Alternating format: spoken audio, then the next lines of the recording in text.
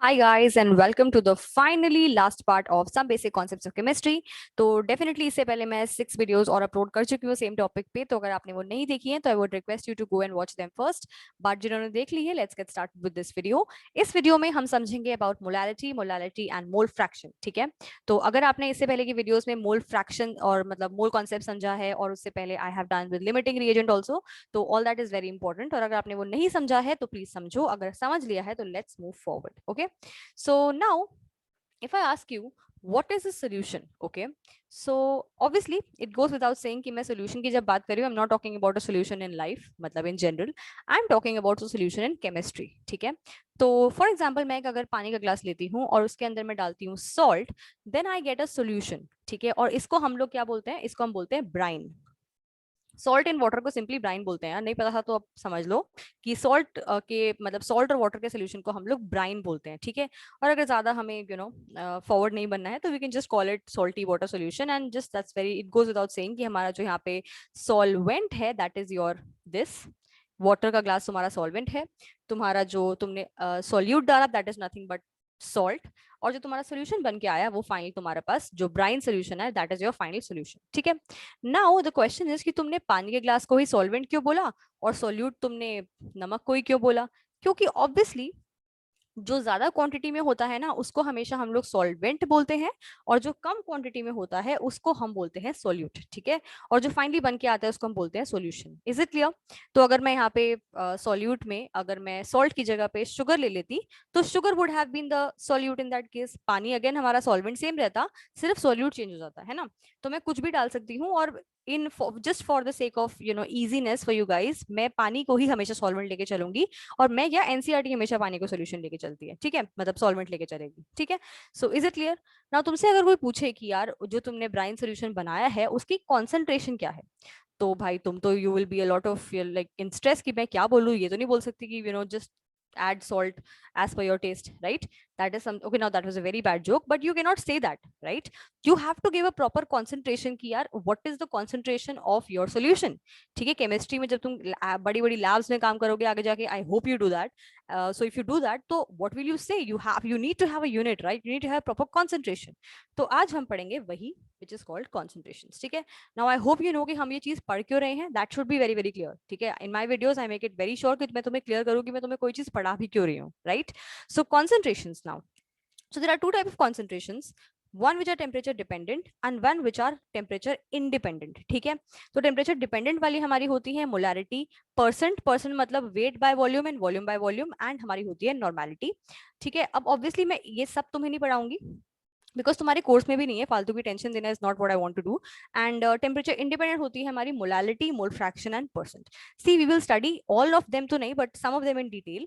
But फिलहाल के मैं बताती हूँ कि मैंने ऐसा क्यों बोला कि एक हमारी टेम्परेचर डिपेंडेंट है और एक इंडिपेंडेंट है. ठीक है, तो ये जो हमारी टेम्परेचर डिपेंडेंट है तुम देख रहे हो, इन तीनों के डिनोमिनेटर को तुम देखोगे अगर, तो डिनोमिनेटर में आएगा volume of solution, right. Whereas temperature independent के डिनोमिनेटर को तुम देखोगे तो आएगा मास ऑफ सॉल्वेंट.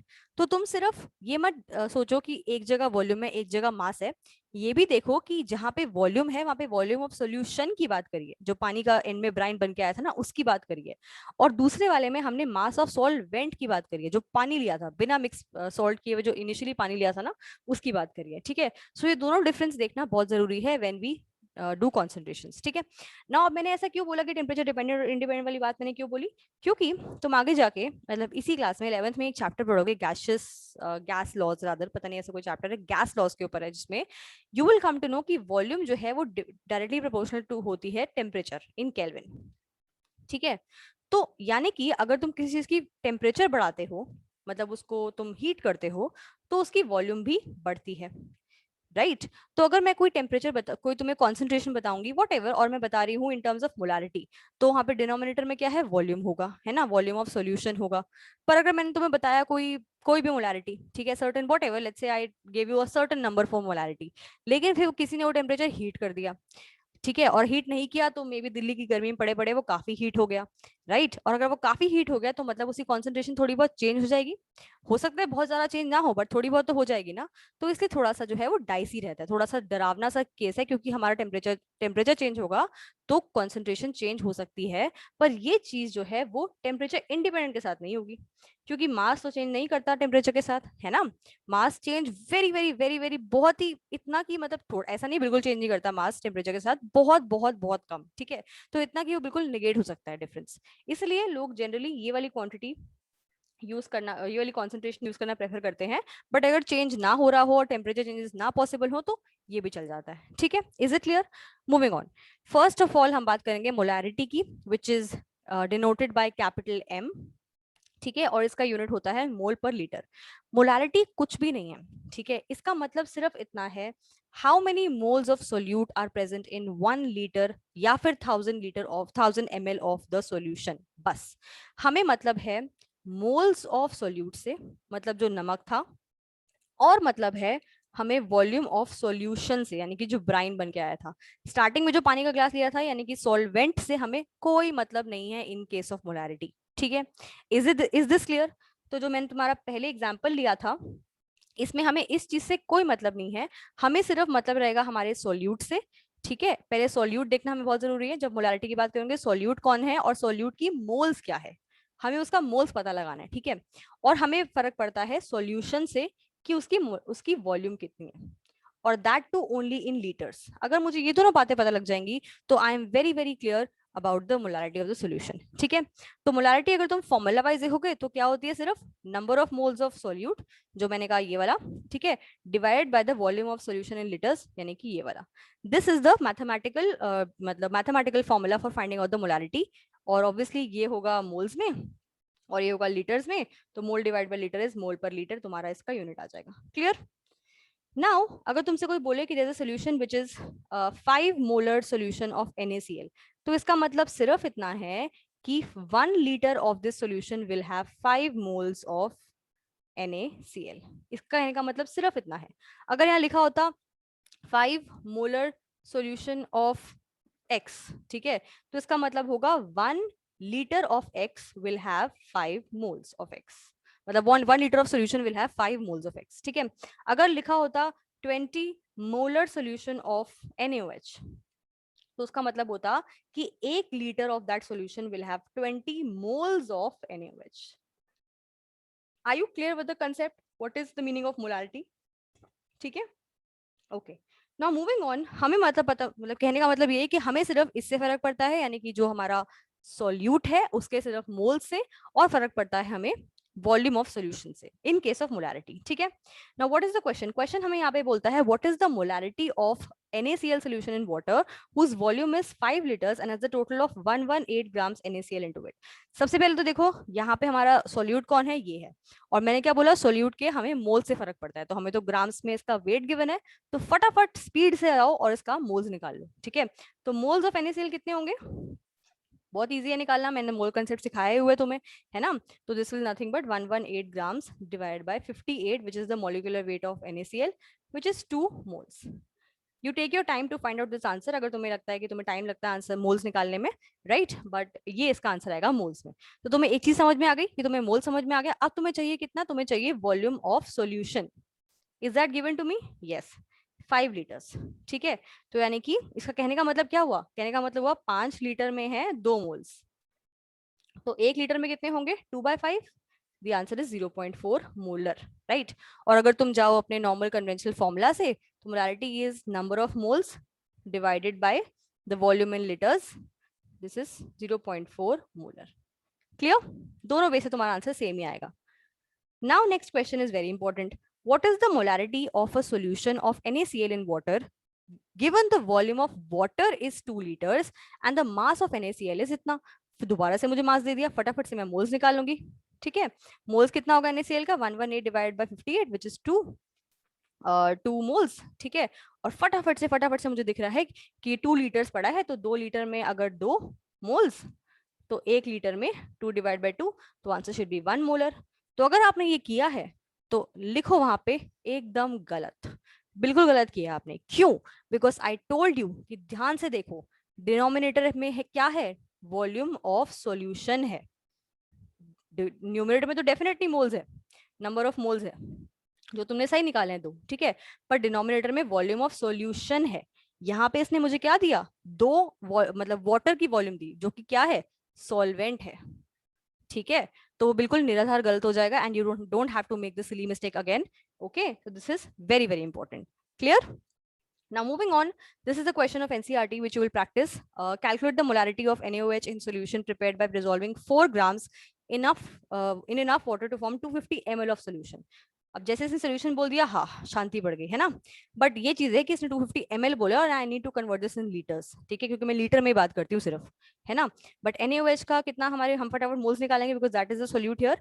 तो मोल्स कितने होंगे, 4 grams divide bye 40, 40 is the molar weight of NaOH, you can calculate it easily. तो आ गया 0.1 मोल्स, राइट। और मुझे सेकंड चीज क्या जाननी है, वॉल्यूम ऑफ सोल्यूशन, और वो तो मुझे गिवन ही है 250 ml, यानी कि 250 ml में है 0.1 मोल्स, ठीक है। फटाफट से 250 कन्वर्ट कर लो तुम लीटर्स में, कितना आ जाएगा,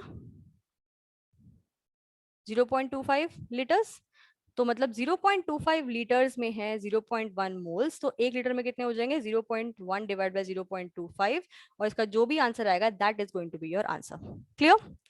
तो I think this is very easy question. Moving on, we have the next one which is molality, ठीक है।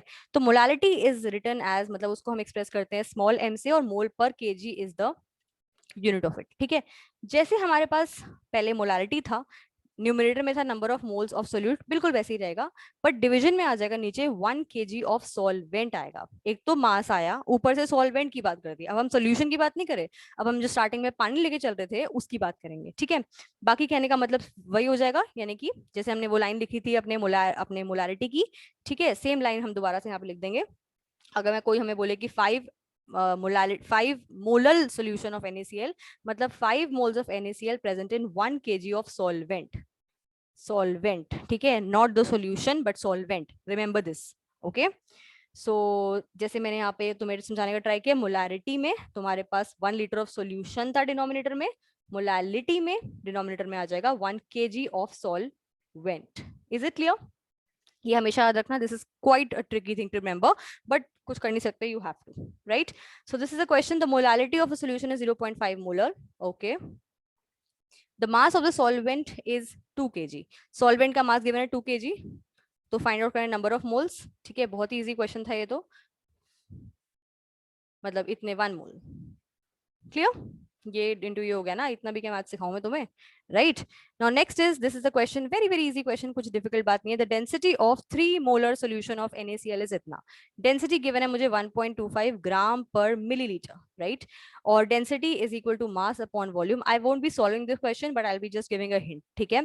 कैलकुलेट द मोलालिटी, तो उसने हमें मोलालिटी दी है, मुझे मोलालिटी निकालनी है, ठीक है। और मोलालिटी जब दी है तो फटाफट इसका मतलब लिख लो, मतलब 3 मोलर सोल्यूशन है, यानी कि 1 लीटर में है 3 मोल्स, ठीक है। तो तुम्हें नंबर ऑफ मोल्स पता चल गए, तुम्हें डेंसिटी पता लग गई, ठीक है, और तुम्हें मास जानना है, और मास निकालने के लिए तुम्हारे पास डेंसिटी होनी चाहिए और वॉल्यूम होनी चाहिए। वॉल्यूम तुम्हारे पास, डेंसिटी तुम्हारे पास है ही, ठीक है, और 1 लीटर तुम्हारे पास वॉल्यूम भी है, so I think you can easily calculate the answer, ठीक है। Is it clear? और अगर नहीं आए तो obviously let me know in the comment section, I will definitely solve this for you. Okay, the last one is mole fraction, ठीक है। Now mole fraction, अगर तुमसे कोई बोले कि mole fraction of a solute is 2, तो तुम उसको आराम से ऐसा कर सकते हो उसके साथ, because a fraction can never be more than 1, ठीक है।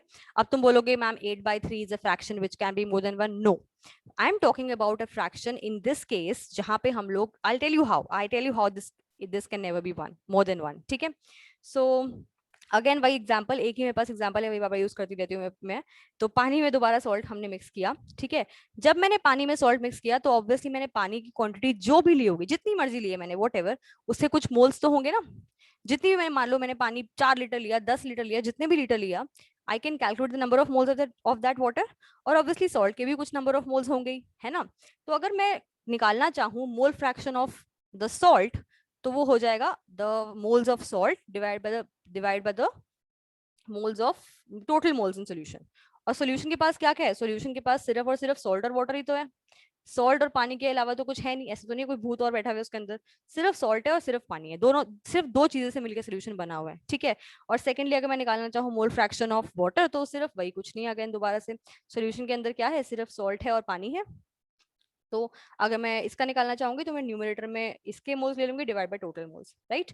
और अगर मैं दोनों को ऐड करती हूँ तो क्या हो जाएगा, a upon a plus b upon a plus b, है ना। The answer will be a plus b upon a plus b which is 1। तो अगर मैं दोनों को ऐड करूंगी तो answer should definitely be always equal to 1। और अगर दो नंबर्स को ऐड करिए और उनका सम अगर 1 आ रहा है तो उनमें से एक ऑब्वियसली 1 से ज्यादा तो होगा नहीं, है ना। तो क्योंकि दूसरा नंबर माइनस में हो नहीं सकता, मोल फ्रैक्शन माइनस में थोड़ा ना आएगा, कैसी बातें कर रहे हो, है ना। So mole fraction can never be more than 1, always remember this and just do this to somebody जो तुम्हें बोले कि mole fraction solution is 2 of a solution ही मोल फ्रैक्शन सोल्यूट का होता है, ठीक है। Is it clear now. ये सब करने के बाद चाहे ऐसे या चाहे ऐसे तुम ये चैप्टर को खत्म कर चुके हो, then enjoy, do practice questions and do get back to me if you have any doubts regarding any question that we have done. If you like this playlist and this video, then do press the like button. And if you like it very much, then share it with your friends. Thank you. We'll meet in the next chapter.